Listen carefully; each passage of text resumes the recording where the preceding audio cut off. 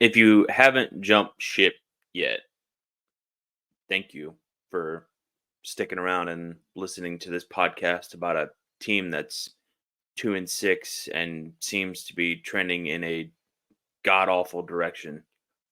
Um, this this is a game where I feel like a lot of people um, had their emotions really come out um, and really started turning their focus towards basketball. Obviously, Purdue's basketball team got started yesterday with this, its schedule somewhat, it was exhibition at Arkansas. And a lot of people were like, yep, now it's officially basketball season for Purdue because yesterday's 31-14 loss, that was another dreadful performance by the offense.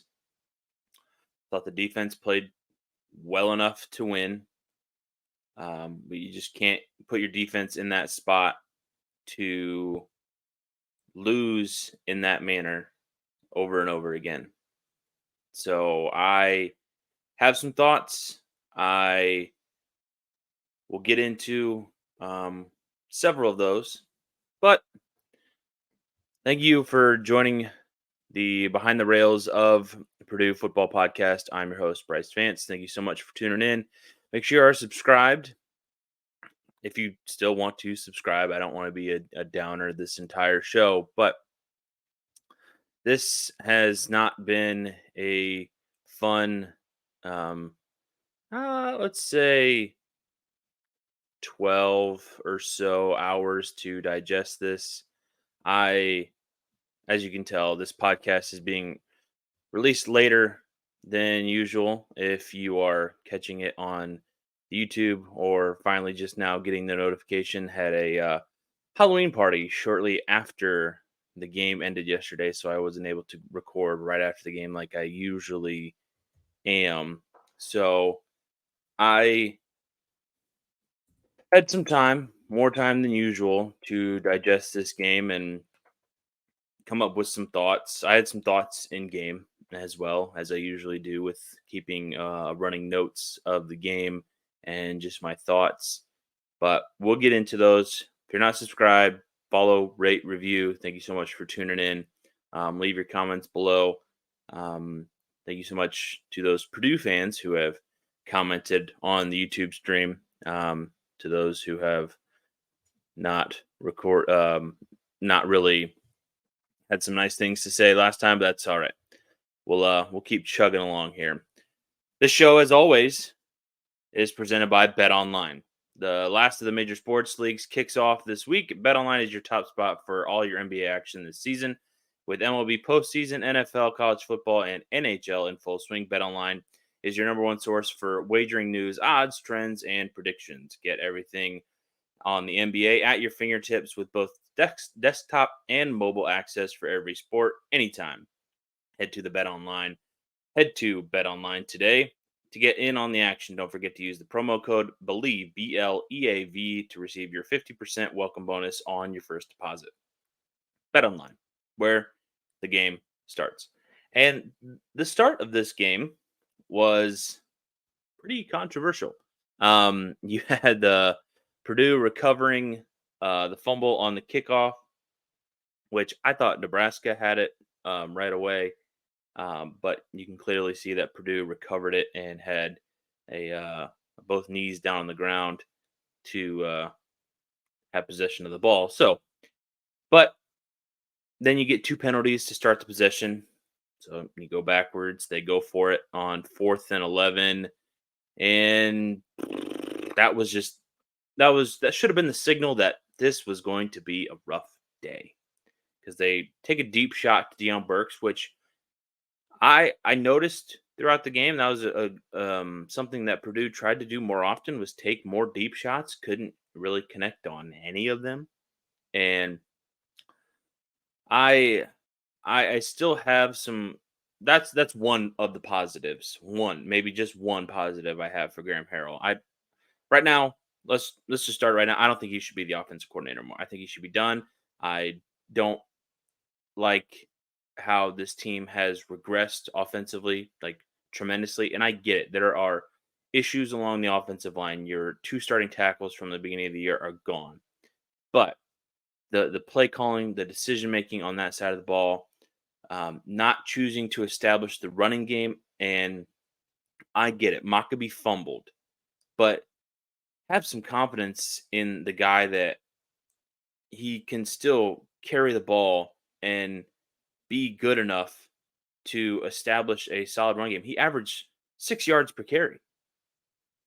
6 yards per carry. He was the leading rusher as far as average yesterday. And he seemed to get chunk plays. He seemed to get 6 yards every single time he touched the ball. And they never went back to him. Only 7 carries on the day. And I get it. He fumbled early on. And you're probably thinking, here we go again. We thought we had these issues solved. But when Tracy's not getting anything going, when Hudson feels like he is panicking back there all the time, has no time in the world, and just doesn't look comfortable out there, you got to try something else. And I think Maccabee was your best option yesterday against a rushing defense that's one of the best in the Big Ten, one of the best in the country.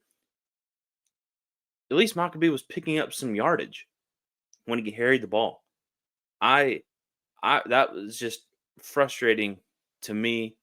Um, I I know Hard Card was under pressure. He was only sacked one time, but he didn't feel comfortable. He looked like he would take one quick read, barely look at his second read, and was instantly trying to get the heck out of there. And to Nebraska's credit, they blitzed a lot early on to make him feel uncomfortable the rest of the day. It felt like there was 6 to 7 guys rushing him on every drop back. I mean, felt like he had no time to stay in the pocket whatsoever in that game. And it felt like that anytime Purdue got a potential momentum swinging play with a turnover or a big return or whatever, it felt like they had good field position at any moment in the game. They would just either have a negative play or a penalty, and that's on the coaching staff. At least the penalties. You need to have your team more disciplined than what they were yesterday. And coming off the bye week, you felt like you were going to come into this game and have the chance to show me something different. Show the fan base something different, that you've improved, or you're healthy, or you have a scheme that's going to work against a good Nebraska defense. No, didn't have any of that. It felt like this offense is going backwards in a quick way, and Card has just completely regressed since the Illinois game. Hasn't looked comfortable at all, and I don't know if he's still banged up or he's worried about getting hit in the shoulder or what have you. I mean, I know coaching staff said he was 100% on Monday, the previous Monday, but there was nothing that showed me that this offense is going to fix these things anytime quickly, because the decision making, the play calling, the execution is not there.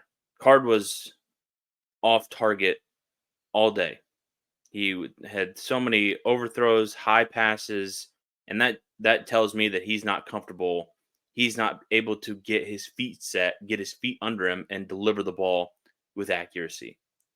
Because he had a couple of good throws when he had time to throw. Like those couple of those deep shots were nice throws. They had enough air under them.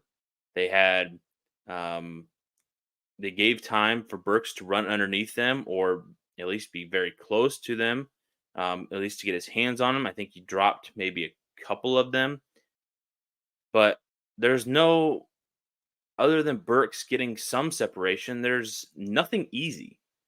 There's no easy passes for this team. Everything is in a tight window.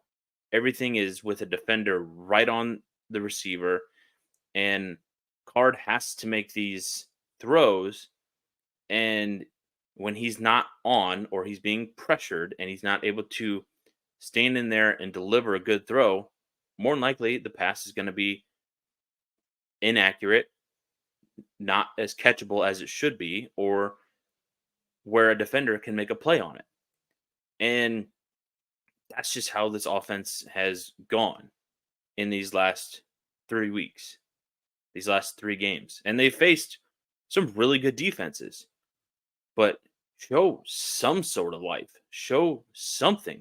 Their first 12 possessions read like this yesterday: downs, fumble, punt, interception, punt, punt, punt, field goal attempt that was missed, punt, punt, downs, punt, finally a touchdown on their 13th offensive possession. It took them 13 possessions to finally find the end zone. And it was just a struggle all day. And Nebraska wasn't lighting the scoreboard up either. They took advantage of some short fields. They had one really good drive of 15 plays, 87 yards. That was the most consistent drive of anybody on the day. And they had one big deep shot that connected early after Thieneman. And I don't know if it was just him. I didn't get a good replay of the play, and he got beat. And it was a pass that went over him, easy touchdown for Nebraska. I think that was their first score of the game. And then you have 2 turnovers in your first 3 quarters, 2 turnovers on downs, field goal missed, no running game. Offense struggled tremendously to sustain any rhythm whatsoever. And I always come back to, what's the plan? What's the plan? Are we going to try to establish the running game? Is we're going to make some short, quick passes to get Card into a rhythm? And we're not doing any of that. And what makes you think as a fan, what makes me think as a fan, that this is going to be fixed? Because we're trending in a bad direction.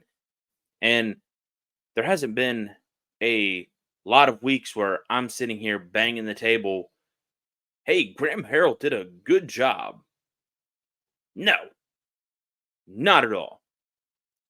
When have I ever said that? When have I even I said one positive thing: more deep shots in this game than what I think we saw in the previous 2. That's it. That's one thing. But when you can't connect on them, when you can't execute, and when you can't finish the play, what's the point of them? So, other than that one adjustment, there really hasn't been anything to say, man, this has been a good offense. This is trending in the right direction. This makes me feel good about where we're going. And I think the reason why a lot of people jumped ship yesterday is because now it kind of becomes pretty darn clear that your bowl hopes are all but dashed. Yes, you only have 6 losses. If you win out, you can go to a bowl game.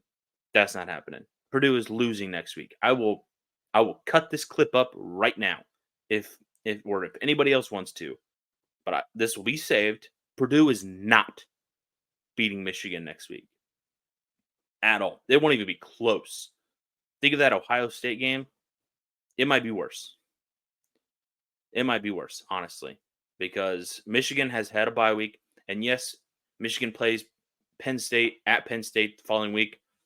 Doesn't matter. They won't be looking ahead to that game. They'll just roll over Purdue, because I don't think this team has quit on Walters yet. And I think that's one thing positive that you can take away from this team. They, at least the defense, kept fighting, because you had Jenkins, you had Scorton, you had Thieneman, you had Karloftis all over the place, Snoozy Kane out there.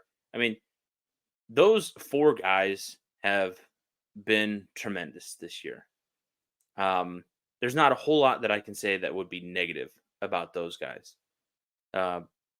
Jenkins, an incredible day. 4.5 tackles for loss, 2 sacks, fumble recovery, 1 for a touchdown. picked it up and scored. Tremendous play. And Scorton and Karloftis were all around the ball early on, and they were throughout the day, it felt like. And I just feel like that this defense put the team on its back yesterday and said, "Hey, we have a chance. We're getting some stops. It's only a two-score game for the majority of that game, and just do something, offense. Do something." And I feel like the defense has played better than what some of the numbers show because the offense is putting it in bad situations. I think the offense has been. I know it's like middle of the road, Big Ten. Maybe that's off of the previous like 5 or 6 games numbers when they were actually scoring above 20 points per game. But this offense is absolutely dreadful when it goes up against Big Ten competition. Good Big Ten defenses. And it's only going to get worse next year when you face, oh, not the USC defense, but when you face the likes of a Washington defense, an Oregon defense, UCLA defense. UCLA's defense is one of the best in the country this year, if not the best. And I can't see, at least for this season. And so many more people. I think yesterday it brought out the emotion of, oh, this is Hazel 2.0, and we're not there yet. This wasn't a 42 to nothing blowout to a middling team like Hazel was. Yes, it's not a good look. Your offense is bad, but from what I see, your team is still fighting. Your team hasn't given up, and maybe that changes next week at Michigan when they finally are out of bowl contention and they get beat down pretty bad. Another, you know, 30-point loss that they're going to hang and at in Ann Arbor next week. But I don't think that this team has quit yet. And there are several talented players on this team that you hope don't leave in the transfer portal, that you hope stick around. Maybe you need to go into the transfer portal and find another quarterback or find a playmaker because there are pieces on this team, but in just the areas that are big difference makers, quarterback, receiver, I think the secondary will come around. Yeah. Losing Marquise Wilson was a big hit. I think you do. Maybe the result is still the same against Ohio State, but it doesn't look as easy for Ohio State. Let's say, I mean, because you're going to have Marquise Wilson on Marvin Harrison Jr. instead of Derek Rogers for half the game. So we'll have to, you know, see there. But this team has been banged up. Obviously, there's no excuses. Next man up, whatever. But I still think there are pieces on this team that are talented. I mean, just if I showed you Jenkins' numbers, he feels like an all Big Ten lineman.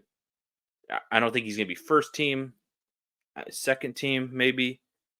I just think he's been playing very well, very well, and all Big Ten freshman team is going to be Thieneman. There are a few pieces on this team.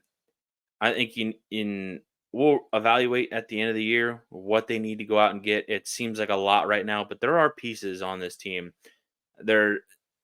It's a lot of people are making the comparison or saying that it's not Walters. He didn't recruit these guys. It was all these whatever excuses that you want to make. Yes, this team has not performed up to the expectations that a lot of us had.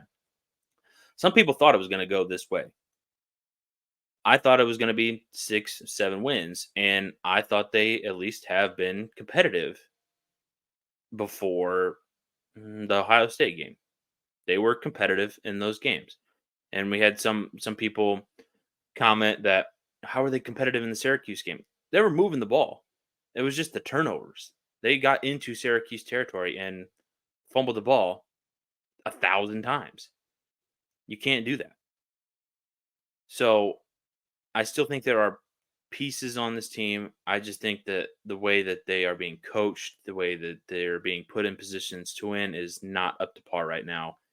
And I think it deserves a change, at least on the offensive side, because there has been if we continue in this downward trajectory of this team not being able to perform and move the ball, and I get it, the defenses are better. But if we don't see anything in these last 3 games of the year, Minnesota's defense is good, solid. I would not say above average by any means. They have a couple of really good guys in the secondary, Justin Wally and Tyler Nubin. I'm not going to be able to take a whole lot away from the Michigan game next week because I think it's going to be a bloodbath. We'll preview the game, try to give you some optimism, some things to look for if Purdue can do anything offensively and maybe hang around in that game for more than a quarter. So, but there's really only one or two things to play for. One is competition for next year. Can you put yourself in good standing on this staff if you still want to be here?